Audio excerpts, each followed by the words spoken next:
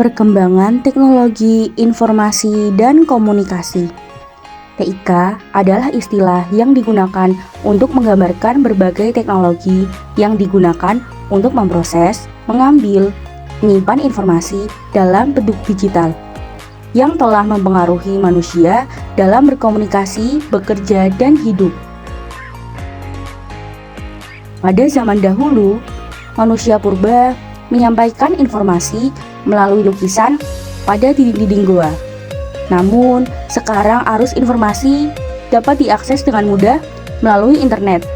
Ini menggambarkan perkembangan teknologi informasi dan komunikasi yang berkembang semakin pesat seiring dengan perkembangan zaman. Nah, perkembangan ini dibagi menjadi dua, yaitu tradisional dan modern. Yang pertama, tradisional merupakan alat komunikasi yang bersifat konvensional dan masih mengandalkan sumber daya yang ada di sekitar kita. Contoh dari alat komunikasi tradisional yang pertama ada kentongan. Kentongan merupakan alat komunikasi yang menyampaikan informasi berupa suara, namun tidak menggunakan bahasa tetapi menggunakan sandi atau kode. Kentongan terbuat dari kayu yang diberi rongga di tengahnya.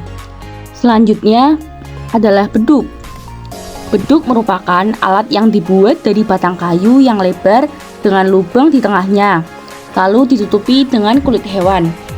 Kulit yang digunakan biasanya menggunakan kulit kambing, sapi, maupun kerbau. Fungsinya untuk menyampaikan informasi, penandaan waktu bagi kaum muslim untuk menunaikan ibadah sholat. Ketiga adalah trompet. Trompet merupakan alat penyampai pesan atau informasi berupa tata suara. Trompet zaman dahulu dibuat dengan menggunakan tanduk binatang. Selanjutnya adalah alat komunikasi modern.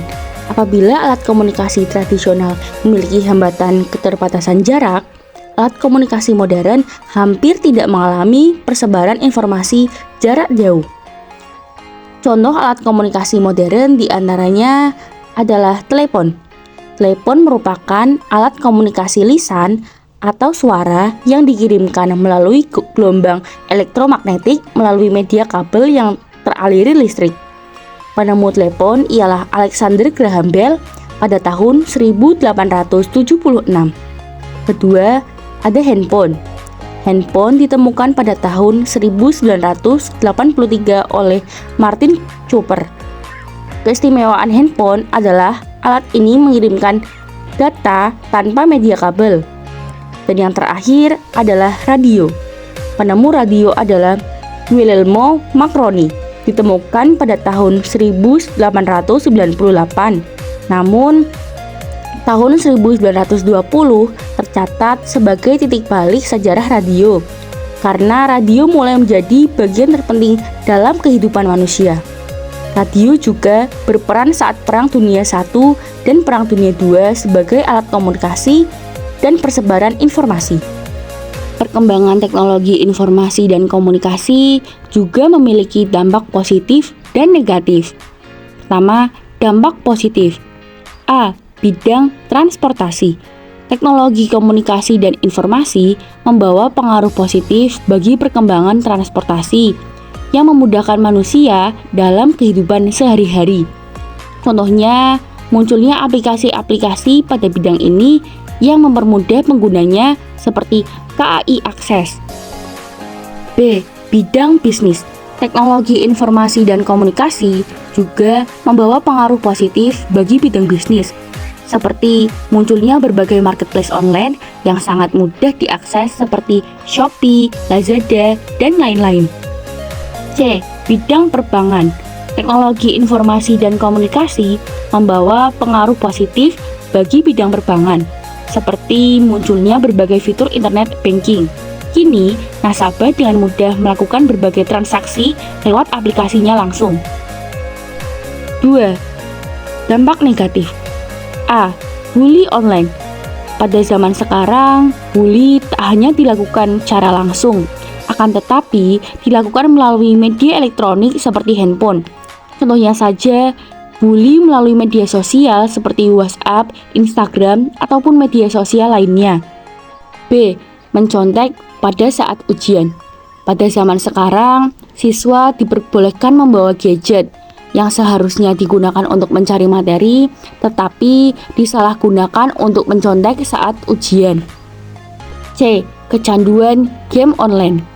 Seiring dengan perkembangan teknologi, banyak muncul game-game online, sehingga penggunanya dimanjakan dengan dunianya dan acuh terhadap orang-orang yang ada di sekitar.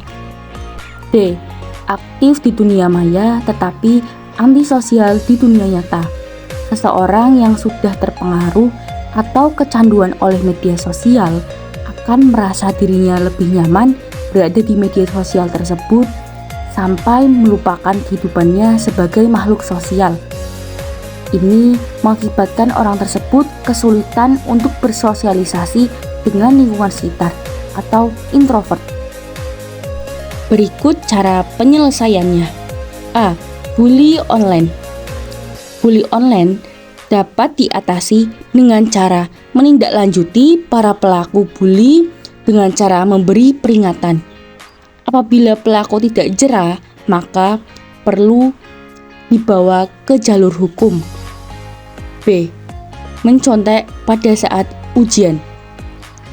Dapat diatasi dengan memberi teguran kepada pelaku. Apabila pelaku ditegur masih tidak ada perubahan, maka perlu dilaporkan ke pengawas ujian. C. Kecanduan game online. Permasalahan ini dapat diatasi dengan mencari kesibukan yang lain seperti melakukan aktivitas yang berbau positif, contohnya seperti berolahraga. D. Aktif di dunia maya tetapi antisosial di dunia nyata. Dapat diatasi dengan mengajak orang tersebut untuk bersosialisasi dan lebih mendekatkan diri ke dunia luar serta memberitahu untuk mengurangi aktivitas bersosial medianya. Oke guys, see you next time and salam history.